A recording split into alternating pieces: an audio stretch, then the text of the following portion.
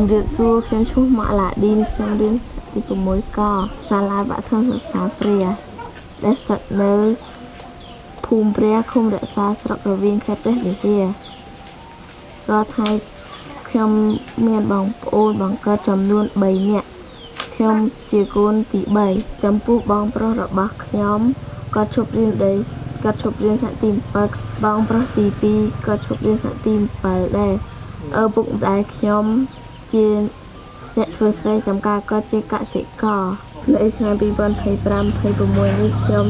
នឹងរៀនដល់ថ្នាក់ទី7រៀននៅអនុវិទ្យាល័យហើយខ្ញុំសង្ឃឹមថានឹង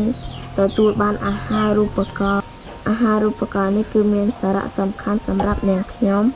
និងជួយលើកទឹកចិត្តនាងខ្ញុំផងដែរឲ្យខិតខំរៀនសូត្រនិងជួយកាត់បន្ថយការចំណាយនៅក្នុងក្រុមគ្រួសារ